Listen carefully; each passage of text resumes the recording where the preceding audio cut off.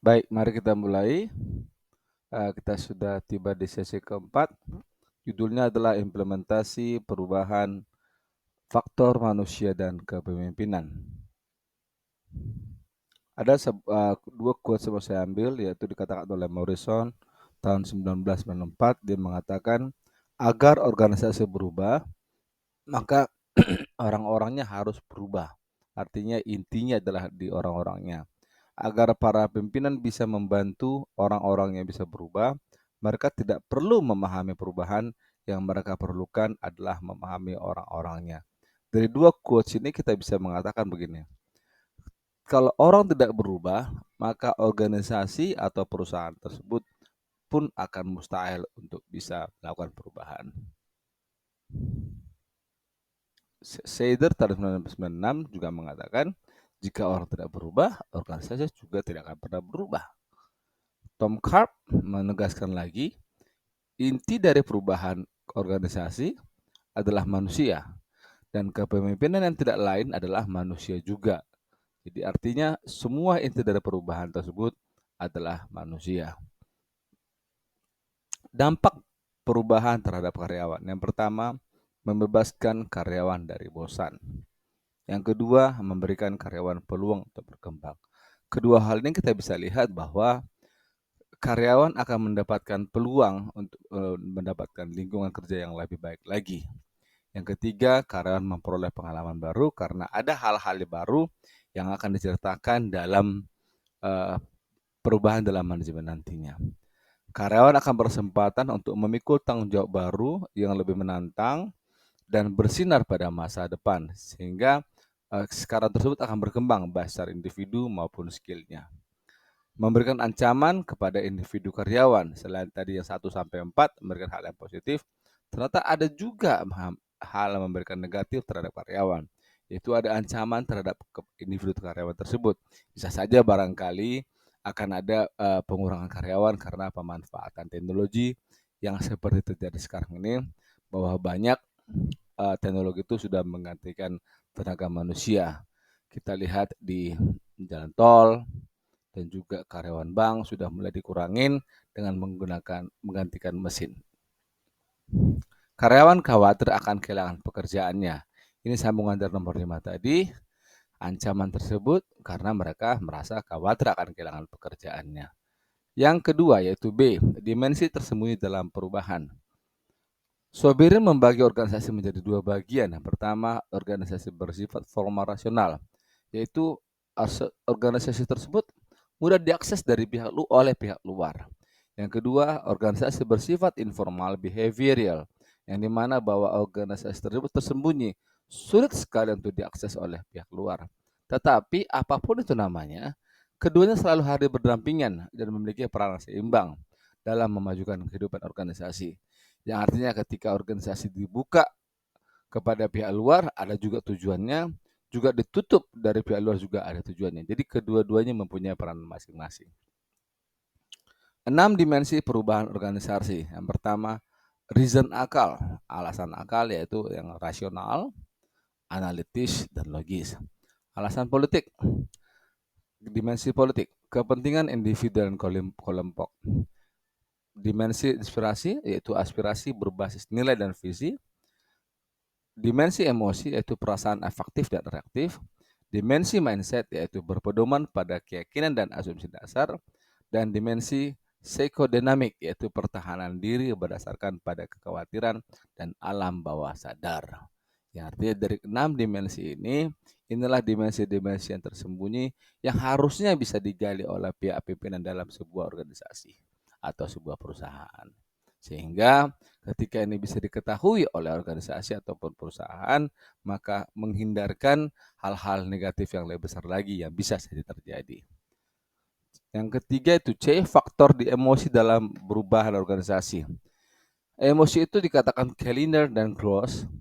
Emosi bersumber pada unsur biologis seseorang yang akan muncul ketika orang tersebut menghadapi tantangan dan kesempatan baik secara fisik maupun sosial. Jadi kita itu ternyata dapat emosi karena ada tantangan, karena ada kesempatan baik secara fisik maupun sosial. Reaksi emosional akan muncul dengan intensitas semakin kuat manakala karyawan mempersepsi bahwa perubahan organisasi diyakini akan berdampak negatif kepada mereka. Artinya kalau merasa nyaman, reaksi emosional juga ada gembira. Kalau juga yang negatif, yang kurang baik, maka juga ada juga reaksi emosional di sana. Karyawan akan merasa kehilangan banyak hal ketika organisasi berubah. Hal-hal yang sudah nyaman buat mereka. 5 bentuk kehilangan yang akan dialami karyawan. Yang pertama, pola hubungan informal yang membentuk keterikatan menjadi berubah. Kehilangan ikatan di sananya. Kehilangan struktur, loss of structure. Jadwal kerja mengakibatkan orang merasa kehilangan atas struktur dan keteraturan kerja yang selama ini diakrabinya. Artinya dia susah untuk keluar dari zona amannya. Jadi sudah ada 2, loss of attachment dan loss of structure. Yang ketiga, loss of control. Dalam masa perubahan, karyawan kerap merasa kehilangan kontrol atas pekerjaan yang dimiliki selama ini. Loss of meaning. Perubahan yang akan merubah makna yang selama ini menjadi pegangan anggota organisasi. Loss of future. Perubahan yang dilakukan mengakibatkan kekacauan masa depan yang sudah dimiliki anggota dalam bentuk harapan. Dampak perubahan organisasi terhadap kontrak psikologis. 4 respon karyawan terhadap restrukturisasi perusahaan. Yang pertama, perusahaan tempat bekerja mereka masih memiliki komitmen untuk memenuhi kontrak yang mereka buat. Yang kedua, karyawan merasa tidak ada kontrak yang dilanggar karena sejak semula mereka merasa tidak pernah membuat kontrak psikologis. Kelompok ketiga, perubahan organisasi merupakan sesuatu yang normal dalam kehidupan bisnis, sehingga perubahan adalah sesuatu yang wajar. Dan kelompok keempat, perusahaan telah melakukan pelanggaran serius terhadap kontrak psikologis saat perusahaan melakukan restrukturisasi perusahaan. Artinya, ada 4 kelompok di kelompok karyawan tersebut yang menanggapi perubahan restrukturisasi perusahaan atau perubahan perusahaan tersebut. Yang masing-masing punya alasan masing-masing seperti katakan tadi pertama, kedua, ketiga, dan keempat tadi. Proses transisi individu. 5 tahapan yang akan dialami seseorang ketika individu menghadapi perubahan. 1. Dia pasti mengingkari. Tidak mengakui jika kehilangan sesuatu tidak bisa dihindarkan. Artinya dia seolah-olah biasa-biasa saja seperti itu. Marah atau gampang marah. Mempertanyakan mengapa semuanya harus terjadi sehingga perasaan marah tidak terhindarkan. Ketiga, ada tawar-menawar. Menunda sesuatu yang tidak bisa dihindarin dengan memohon kepada otoritas yang lebih tinggi. Depresi dan mulai menerima keadaan, di mana periode ini ketidakberdayaan yang akhirnya menghasilkan sebuah pengakuan bahwa kehilangan betul-betul tidak bisa dihindarkan. Bisa menerima keadaan atau menunjukkan sikap yang lebih positif terhadap kehilangan dan ia mulai beranjak dari situasi saat ini.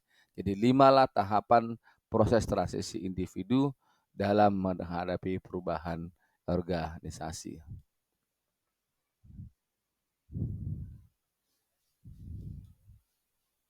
Mengelola manusia pada saat implementasi perubahan.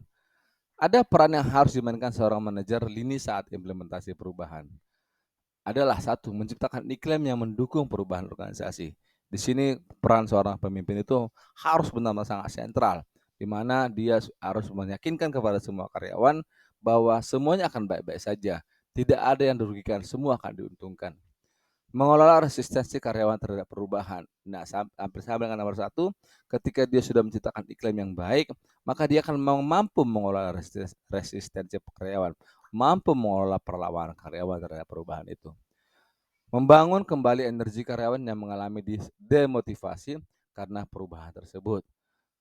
Membekali karyawan keterampilan yang dibutuhkan agar bisa berpartisipasi dalam perencanaan dan implementasi perubahan tadi. Artinya bahwa sinilah peran perusahaan untuk bisa mengimbangi tujuan perusahaan tersebut dengan apa yang dimiliki oleh karyawan sekarang. Yang terakhir adalah mengelola kinerja, mendorong karyawan agar mau mencoba cara kerja baru dalam menjalankan kegiatan organisasi. Di sini keenam ini, yang ketujuh ini satu lagi, menerapkan perbaikan keberlanjutan. 7 hal ini memang harus seorang pemimpin, seorang manajer, bahkan direktur pun harus turun tangan sehingga seluruh karyawan merasa nyaman. Karena seperti katakan di awal tadi bahwa inti dari sebuah perubahan adalah manusia, inti daripada perubahan adalah orang-orang. Orang-orang yang menentukan dalam sebuah perusahaan adalah karyawan. Nah, ketika manajer atau direktur atau pimpinan lainnya mampu meyakinkan orang-orang di sana, karyawan di sana, tentang perubahan tersebut akan menguntungkan mereka juga, selain menguntungkan perusahaan, maka resistensi atau perlawanan dari karyawan akan semakin berkurang. Dan itu akan bisa membantu perusahaan untuk mencapai tujuannya. Yang terakhir, memastikan bahwa beban pekerjaan dikelola secara efektif sehingga karyawan tidak tenggelam dalam kegiatan bekerja. Inilah ujungnya nantinya. Demikianlah topik sesi keempat ini. Saya harapkan Anda bisa mengulang lagi dari awal sehingga Anda bisa jauh lebih memahami apa yang tercantum dalam sesi keempat ini. Dan jangan lupa untuk mengerjakan diskusi keempatnya dan juga tugas-tugas yang lainnya. Terima kasih, sampai jumpa pada topik yang lain.